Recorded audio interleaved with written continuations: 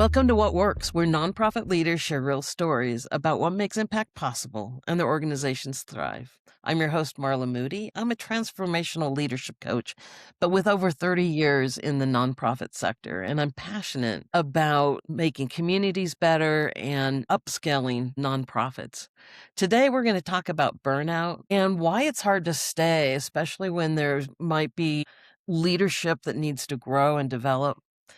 And it's going to be a real conversation. My guest, Robby, is a former nonprofit leader turned college professor and coach, and he has a passion for basketball. Robby and I are going to just have a discussion about how we keep our passion going and what are some of the things that might be hard to keep going in important work. So get ready. Robby is going to show us how it works. Robby, welcome. If you could introduce yourself, who you are, where you are, and the work that you've been doing in the passion area that you have.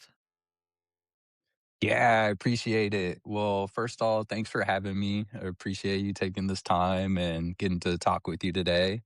Set ya. Hello, how are you all? My name is Robby.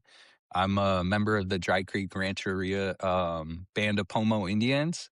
So I'm Pomo, shout out Dry Creek from Hill I've worked with the NDN Collective for the past 5 years. Recently, just stepped away. It was an amazing time, an amazing experience. But as you mentioned before, I also teach junior college classes at American River College, teach Native American studies, teach ethnic studies. Education and teaching is definitely a passion of mine. And as you mentioned earlier, too, basketball. I like to say us Pomos, we're kind of known for being basket makers.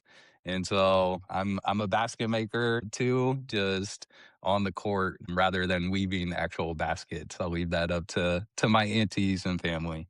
That's so wonderful. Robby, thank you for joining on. I mostly interview leaders of nonprofits, but your story really gripped me because it's sometimes the ugly underbelly of how things work, that there still can be amazing things going on. The goal is good, but there are things that lead more to burnout or discouragement.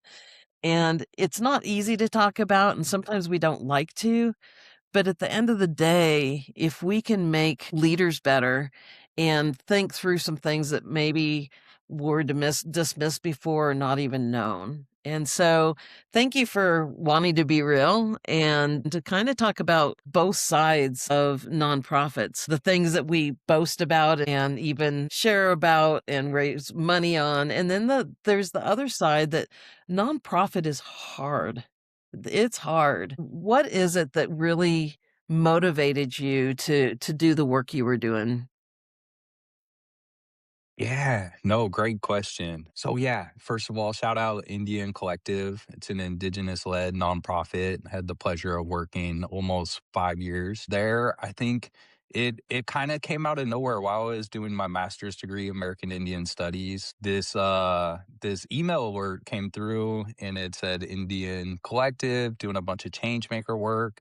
And I was just really amazed. I had never heard about them before, looked at their website and what they did in re-granting, rematriating resources to indigenous communities really captivated me. So I reached out and actually had a job at the time, was in school, and just reached out to try to volunteer and say this was during COVID. I had a little extra time on my hand. I think there was really around the mission, there was really alignment there. One thing led to another. They offered me a position. I was still a little hesitant. They said, we want to make this work and what's it going to take? Offered me another position. I was like, hey, let's just jump right into it. So yeah, I really enjoyed my work. I was a managing director with Indian Collective and got to work on a bunch of really amazing projects, land back projects. We did a bunch of acquiring lands, not for to hold and like appreciate and profit off of it, but really to facilitate land back to like local communities. So I was able to do a bunch of those projects around Turtle Island.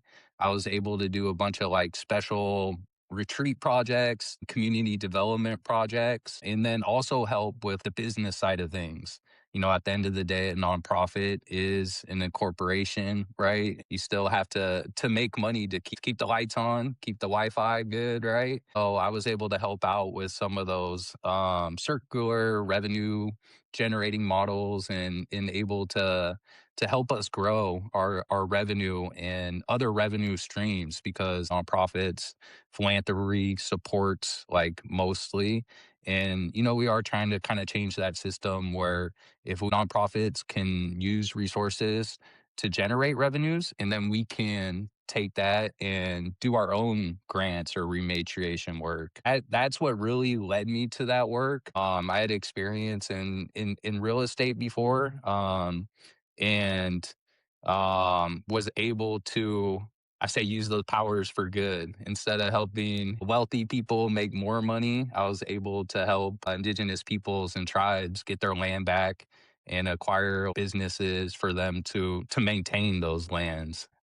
What a worthy project, and I love it that, it's so often, right, that we have experience in whatever, and we bring that to do the work, for others, that we're not just making rich people richer, but we're really, allowing, land back is such a powerful piece of that. One thing with nonprofits too is that pressure of finances. I want to talk just quickly about what were some of your ideas of taking a nonprofit to start having a for-profit model in order to do the nonprofit work?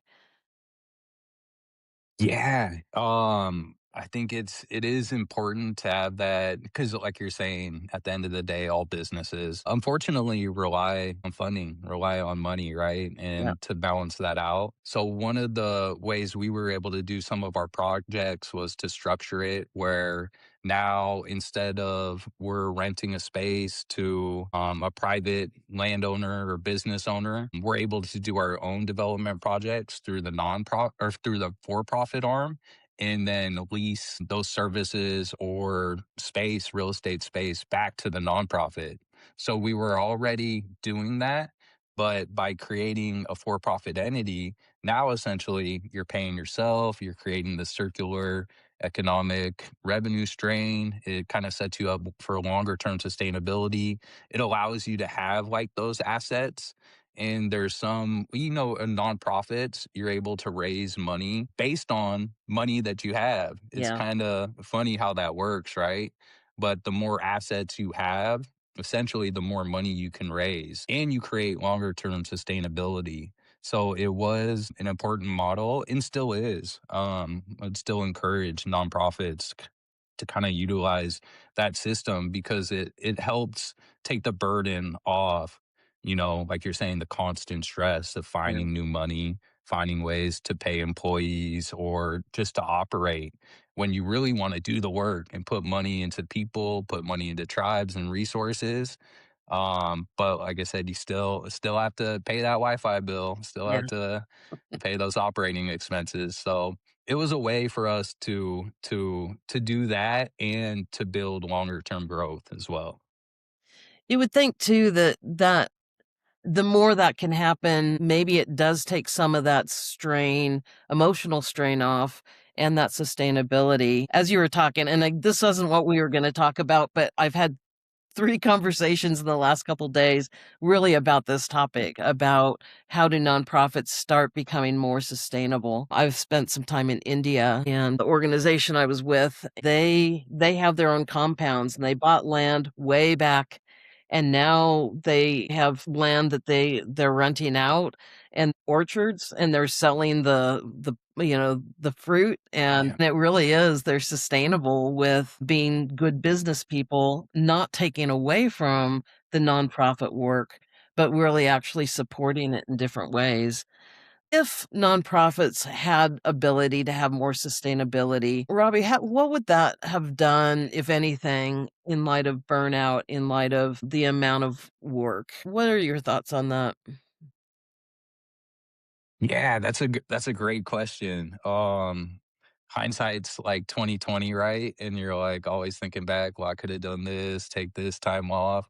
But there is that balance too, because I really enjoyed the work. It's transformational work. It's very impactful work. So as a person, what I did, you take that on and you don't want to take time off. You Yeah. enjoy what you're doing, but you also see like the deep need and the deep impact it makes on others. And so you kind of feel guilty for that, right? And you're like, I need to work, I need to help this because it helps so many other Yes. people and kind of push like maybe your self-interest away. Been guilty of it too. I'm kind of youngish, I say, workaholic.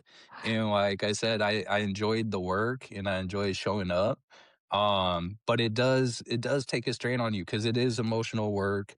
You go through highs and lows. And a lot of the times there's more lows, right, than there are highs. But the good part about it is like some of the major things you can accomplish are really cool things. They're really cool stories afterwards. You meet a ton of great people. Burnout is real and like you do have to take the time. And at the end of the day, it is just a job. You kind of realize that afterwards. In the middle of it, you think it's more, it's a lot of like close-knit relationships. You talk about family, but then kind of like stepping back and reflecting on it, you are paid a position to do a job, to do a service, right? There's a tough balance there for sure. I'm glad you've had time to step back and look at it. I'm not seeing bitterness or whatever, but there's the aha moments. And, in anything, we have our responsibility and then we have the environment, and both affect us. We want the healthiest environment possible. We want the best leaders possible. And then there is that piece on ourselves of, I could choose to take time off. If you were going to give advice to someone of what they can control, what advice would you give?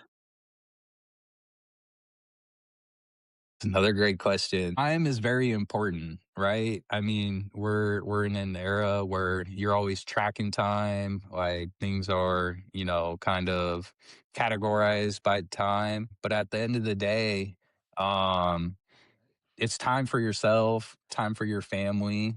Some of those things are the most important things. It's always great to help others, to show up and like to be a hard worker. But in order to do that in like your best sense and your best self, and for longer term sustainability, you are important too, right? You need to take time Yeah. to go through the emotional ups and downs. Stuff always happens outside of work. And you need time for reflection on that. And you just need time. I always joke about it. And the old Indian thing is just to sit still and do nothing, right? Or constantly moving and running around and want to do one thing or multitask, especially nowadays feels like such short attention spans, but it is very important to like cherish the time you do have and to maybe not sit still and do nothing, but just to rest, to relax and do stuff that you're passionate about outside of work, because Yeah. you don't also want to be caught up in like my self-worth is tied to this work, right? Or like this is what I do, this is what I want to be, and then when things go awry it hurts even more and it like just takes longer to recover. So I think like it is important not to get caught up in the long-term things, take things day by day and recognize when yourself, your body will tell you sometimes, right? Your mind might think it, your body tells you, or you get a feeling, but just you got to trust your instincts as Yeah. well. Yeah. Yeah, I thank you for saying that, and I do wanna emphasize that you are on the younger side. Um, but what's cool about that is you've already recognized it, and you've already self-identified as, right, a workaholic. And again, there's nothing wrong with working hard. That's an amazing work ethic. But when it's not balanced with the other Mhm. pieces, there isn't sustainability, whether, we talked about financial sustainability. I lead a workshop about being able to be fully engaged for your entire life. And there's 4 aspects to that. And the first thing that is true is time is a linear thing and it's kind of a man-made thing in some ways. But energy is renewable. And energy, Mm. not just in one area, the physical, the mental, the emotional, and the spiritual. And each one of those, we both need to to push ourselves and we need to rest in order for that sustainability. So I love that you're identifying that, and just even the do nothing feels very weird in our culture, in Does, this yeah. rat race that we have. But there is something about that that it says my value is not from what I produce, but there's something inside of me that needs to be tended to. You said it very well, and I wanted to just emphasize that even more because it's Appreciate that. a brilliant Yeah. piece. Then there's the part of us that, the external pieces of a nonprofit. The goal is so compelling that it's hard to stop. There's sometimes expectations of you might get paid for a 40-hour week, but you're expected to work in a sense for Yeah. free, right? It's a job, but there is expectations sometimes. And so let's just talk about those aspects of expectations of the nonprofit culture that you felt that kind of also perpetuated some of the hard pieces of working with a nonprofit. Yeah. No, for sure. Like you mentioned, if you're lucky enough to get a salary, and be on a 40-hour work week schedule, but life goes on 24 hours a day, things happen 24 hours a day, right? And a lot of times nonprofits are understaffed. So you have to do multiple things, multiple roles. The experience both ways, right? When fully staffed, understaffed, either way, there's always something urgent going on. And those don't always happen Monday to Friday, 8 to 5, or other leaders are busy. And sometimes the only time you can catch up might be 8 or 9 o'clock on a weeknight. I've taken calls at like midnight on a weekend before. And part of it is like, you want to stay in the know. You want to like hear what's happening. You want to be there to support others. Again, like a lot of the mission alignment and the impact is very critical, and things happen outside of normal business working hours like you're saying, but it is, you got to protect your time, protect your energy, and some of those things, like a lot of it, yeah, they could have waited till the next morning, the next day, right? We're in this era where it is like a 24-hour news cycle and things need to happen immediately. But a lot of the work, like if you wait and pause 12 hours, 24 hours, you can reflect, you can get a different viewpoint on it, and you don't have to be so reactive to everything. So again, hindsight's like 2020, right? You look back at some of those things, and I think in the moment you want to be there for others. You want to show up for your colleagues, coworkers, the people that you impact. But knowing in order to do that in the best way, you gotta like protect your peace, your time, and for you to be like 100% and to show up in a good way, that means sometimes like ignoring phone calls, waiting on emails, and knowing like we're not Amazon. We don't deliver same day, like a lot of things, right? Yeah. And there's stuff that if it waits a day, if it waits 2 days, even if you get to it like the next week, it's still gonna be fine. So I think like, yeah, being able to prioritize and being able to see things like that is important. Yeah. There's so much, you kinda hit on it, is like, you have your work, but it's not in isolation, and there is this 24/7 idea, and so if you choose to say yes to everything, if you choose to do that instead of saying what is the most important and stay with that, yeah, you could be doing everything all the time, and most things, unless it's like an emergency brain surgery, most things can wait until the next day or the next week. And so I think our belief system sometimes around that's has it can be easily be off. Another piece of things that you can't fully control but affects you is how leaders lead. And I'm grateful for any leader that is leading and the work they put towards it, but we can always do better. There's always more we can learn True. and shift. Certainly, I've seen my leadership over the years of what it looks like to truly empower, to truly give the a right amount of information, of development. That has, that's my passion now, but I had to grow into that.